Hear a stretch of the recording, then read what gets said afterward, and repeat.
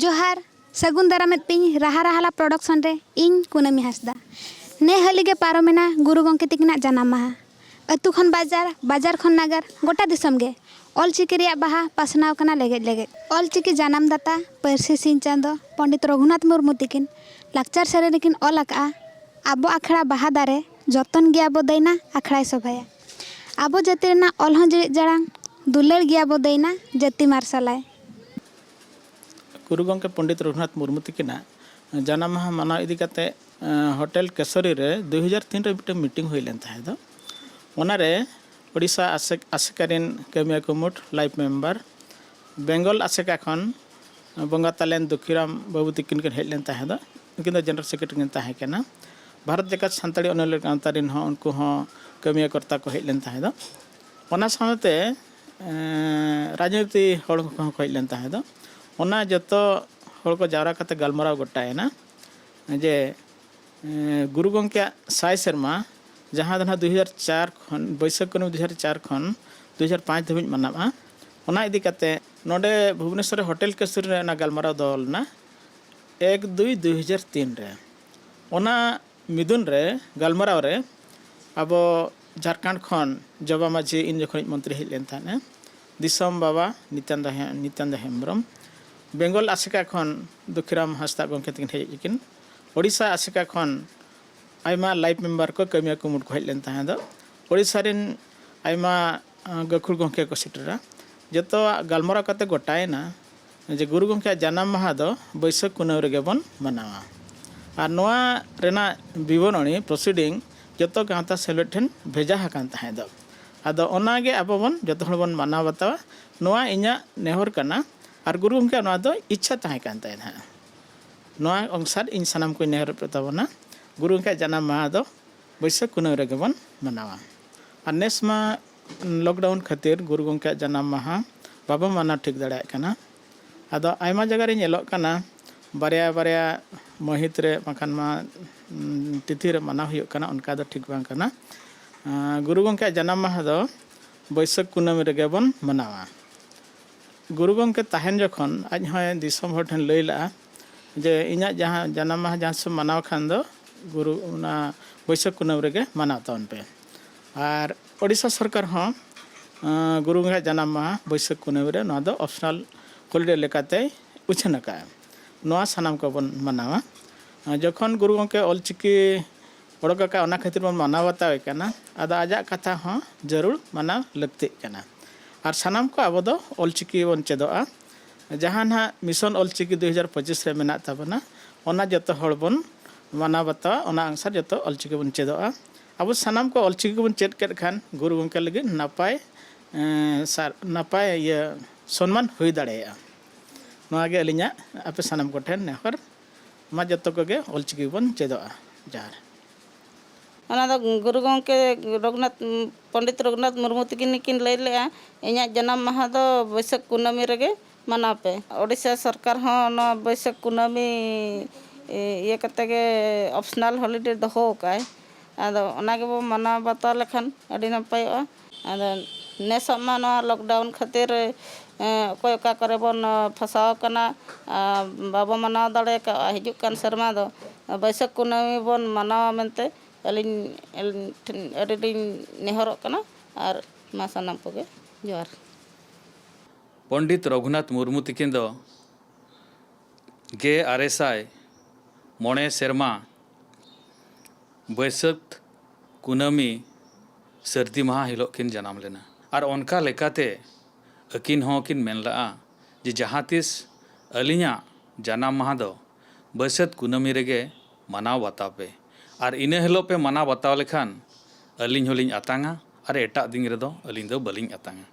मेनखान नितोंग दिसोम रे तिनंगान गावता को चोंग नोआ बांग मनाव कते एटा दिन रेको मनावया मेनखान एटा दिन रे मनाव दो नोआ दो बांग ठिकुक कना चेदा बांग से नितोंग दिसोम रे बेंगल रे हुयन ओडिशा रेन हुयन झारखंड रे हुयन और बांखान नेपाल रे हुयन गोटा दिसोम गे न बैसाख कुनामी रेगे मनाव रिया सरकार हों अडिगाने चेष्टा का और ओनाय मनाव बताया 2016 मसीहा रे मेटांग उत्कल प्रसंग रे नोआ चितान रे मिटांग आर्टिकल लिंग एम लगा ओनारे हो अलिंग लिंग ऑल लगा जे बैसाख कुनामी रेगे नोआ दो माना मा मेनते दिसोम जाकात जुदी अबो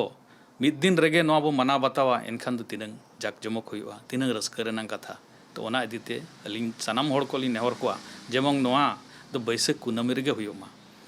आर मिटांग कथा ऑल चिकी जत हड़ बन चेदो मा ऑल चिकी चेदो लगिन अड़ी दिन दो बांग दरकारोआ मेन लेखान मिद हड़ सेचेदान हड़ जुदी कुरुमुटुयाय नोआ दो मिद हाट खन बार हाट भीतर रेगे अड़ी नपायते चेद दाड़ेयाय तो ओनाते अलिंग लिंग मेना जहाँ 2025 बन मेनेआ जे इने हलो ऑल चिकी मिशन पूरा मा तो ओना मांग रेगे नोआ दो जत हड़ चेष्टा लेखान दो अड़ी उसरा सही को चेद दाड़ेया 2025 तो बांग तंगी काते ओना मांग रेगे नोआ दो चेदो दरकारोग कना 2025 ते दो बरंग आरो नोंका बन चेष्टायमा जे मिटांग गान सेरेñ रहो बन ऑल दाड़ेयामा कहनी रे बन ऑल दाड़ेयामा आर मिटांग गायन करे बन ऑल दाड़ेयामा ऑल तोल बया बांग कराव लेखान अब सावता दो जाति सावता दो मिद दिन हिलो मालटोआ ओना इदीते ऑल चिकी दो चेदमा आर नोआ जहाँ लेका तेगे अब जाति सावता दो ऑल तोल तेबन दोहयमा मा तबे जोहार गे जतो को गुरु गमके पंडित रघुनाथ मुर्मू जन्म माहा मनाव रेना दिन दो दिधगो रेना दो बनु अनांग चेदा अड़ी संगी रेना कथा दो बांग कना नेलतियो गमके को निथ मेना को गया जहां को तेहेñ धरिñ को लैया गुरु गमके ताहे तुलुजते जहां जन्म माहा बैसाख कुनामी रेगे को मनावा का अब मिड होड़ा जन्म माहा चेदा बन मनावा जहां होड़ आजा एनेम नोआ सावता रे समाज रे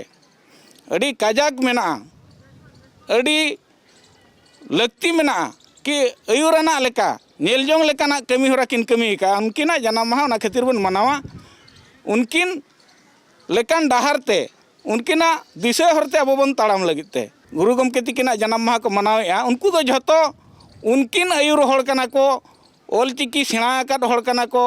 गुरु गमके गरजाय होड़ कना को ओनाते गुरु जुदी बन मनावेआ गुरुआ दिशा हरते जुदी बन चला तो अकिना ताहेरे जहाँ बन मनाव अगू का ओना दिन के बन मनावमा स्कूल रेना रेकॉर्ड दो रेकॉर्ड हिसाब ते को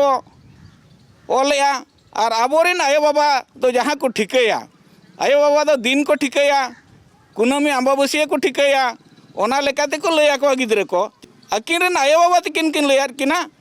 अकिना जन्म माहा दो हुयु कना ओना बैसाख कुनामी रेगे ओना लेकाते झतो हड़ गुरु के बो गरजाय कना गुरु गमके तिकिना आयुर डाहर ते बन सेनो कान खान दो अदो दिधेगोर ना दो बांगा नोआ इदी काते तोड़े तकराण दो बाय दरकार कना अब जतो मिड हरते उन सेनो मिड मांदेरे अतिñ हड़ मिड गोटरिन हड़ मिटंग मायाम ते अतु हड़ ओनाते नीता पीढ़ी रे जहां को गुरु गमके आज अकिन तुलुज ताहें कान हड़ अकिन को लेबेत तियु कान हड़ को कथा जहां बन आंजम अगु का बैसाख कुनामी रेगे मनाव तो ओना लेकाते जतो हड़ मिड हड़ते जतो हड़ समटाव काते तायम दाराम दिन रे दो अब बैसाख कुनामी रेगे बन मनावा मेनते गुरु रिन सेचेदिया हिसाबते हड़ हपन हिसाबते चेला को हिसाबते मेनखान नुआ गुरु माहा दो बारिया दिन रे को मनावेआ मिद दो हुयु कना मे 5 और मिद दो बैसाख कुनामी आदो बैसाख कुनामी रे मनाव दो सुबुड़ो कान गया मे 5 रे मनाव दो उना बाय सुबुड़ो कना आदो बार लेकान ठाव रे जुदी बार लेकान महित रे जुदी बन मनावा गुरु गमके जन्म माहा एनखान दो सांताड़ हपन को जुमिद दाड़े दो खाटो लेका गे बुझोआ